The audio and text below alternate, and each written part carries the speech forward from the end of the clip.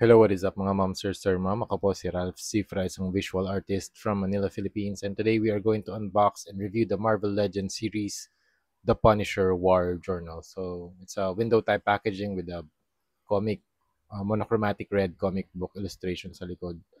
Tapos meron tayong ditong comic book cover na Punisher War Journal, and then some information about the Punisher War Journal again.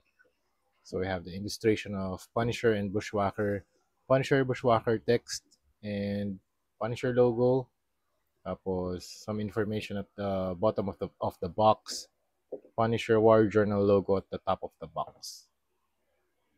Okay, so this is Punisher out of the packaging. It's very cool na armor niya or suit. It's a black suit na merong skull sa gitna.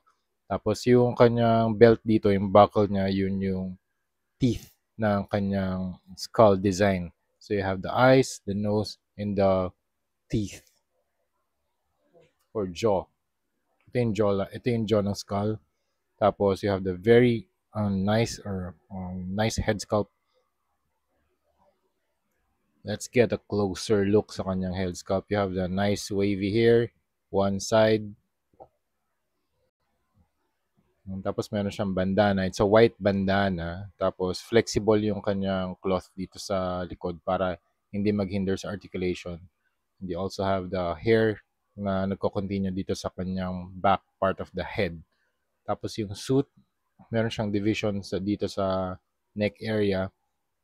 Then meron siya mga straps or holsters na nag-hold ng shotgun type of bullets. I think dito siya niloload sa grenade launcher. Tapos yung in-equip ko dito sa kanya is some type of submachine gun and ito parang submachine gun type din to. Mamaya, tingnan natin yung mga accessories niya. Very nice body, very muscular. Tapos, ang ganda rin ng sculpt. Very stiff. Wala naman siyang mga loose na joints. Hard plastic. Just like the Marvel Legends to mga, I think this is ABS plastic. These are very strong and durable. Okay.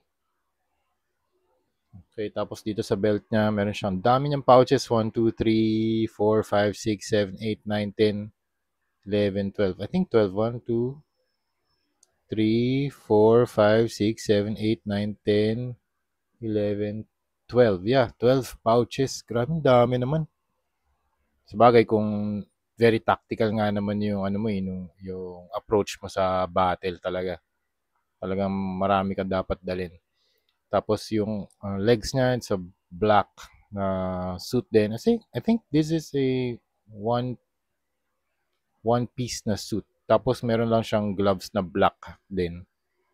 May mga cuts naman dun sa sa sa divisions sa partitions ng legs papunta dito sa boots area.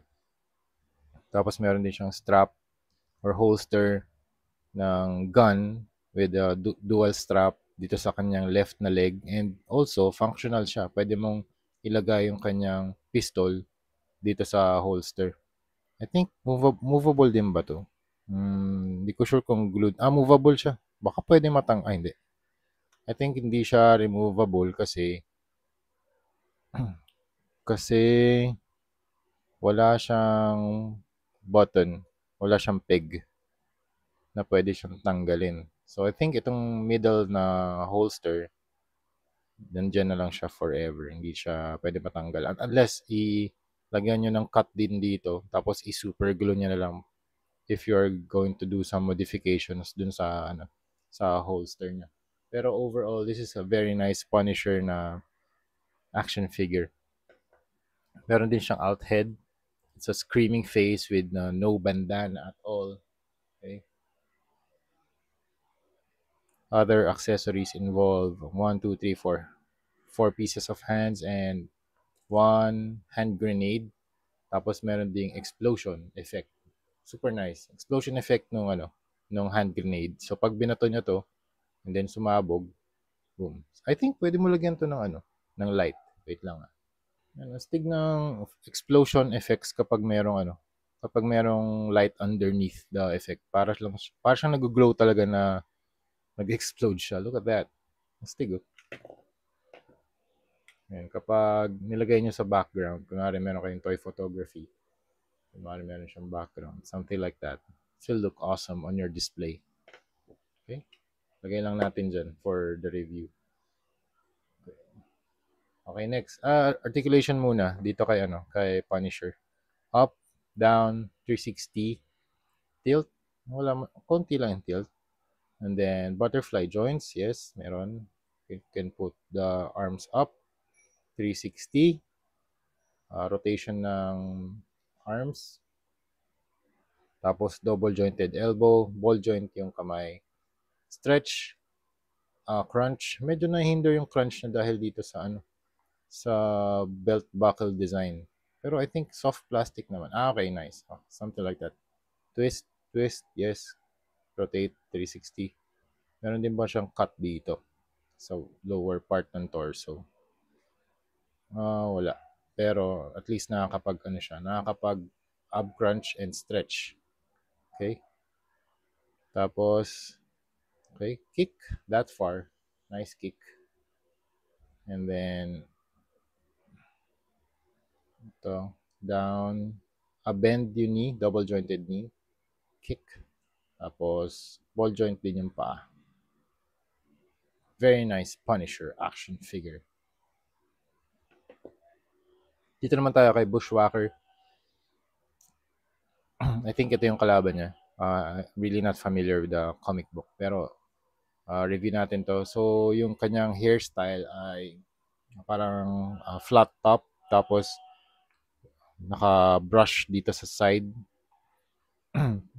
So, very medium length na hair. Short to medium length hair na parang siyang, yun nga, flat top style. Tapos, meron siyang braid dito sa likod. And you have the scar dito sa face niya. Parang two-face.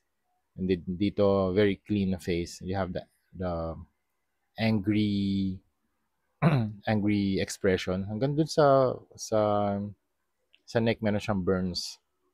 Then you have the collar, very large collar na ng kanyang shirt. You have the black collar, meron din siyang blue collar. And then you have the blue shirt. Tapos yung shirt niya, I think nakatak to until dun sa biceps niya para magmukhang mas stronger yung physique. And then yung belt black, you have the silver buckle, blue jeans, tapos black na shoe, black shoes. Okay? Sa likod naman, ito yung kanyang backside. Okay? Tapos sa accessories niya, meron siyang some kind of a mutated arm na pwede mo siyang i-equip din dito.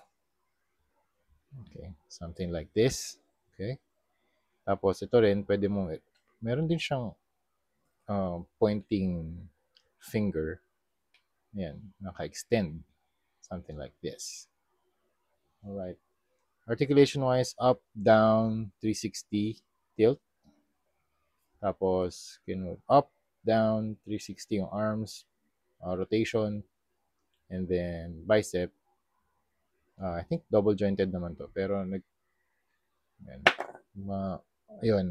Pag hindi nyo naka-equip to, matutodo nyo pa yung articulation. Mas mataas yung range of motion niya.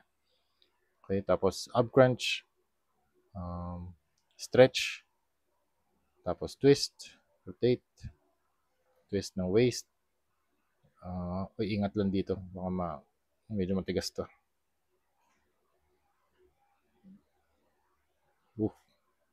Medyo matigas tong legs niya. Ayaw nung bumalik. Kailangan tong i-reheat pag ganyan. Okay? Tapos, cut. Meron din palang thigh cut to si Punisher. So, you have the thigh cut and the leg cut here. Okay? For rotation. Okay? Tapos, double jointed knee. And then, ball joint yung paa. Alright. So, that's it. Yun ang ating review sa ating Punisher and Bushwhacker. This is a very, very nice set. Thank you very much, Timber Toys, for this very, very awesome na Punisher War Journal. You have Punisher and Bushwhacker na set. Okay? So, yun lang mga ma'am, sir. Thank you. Thank you very much for watching. And, lagyan lang natin ng kamay.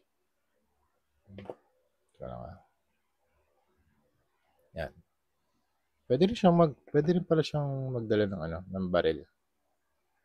Okay. So yan mga ma'am sir, thank you very much for watching and see you sa next video. Bye-bye.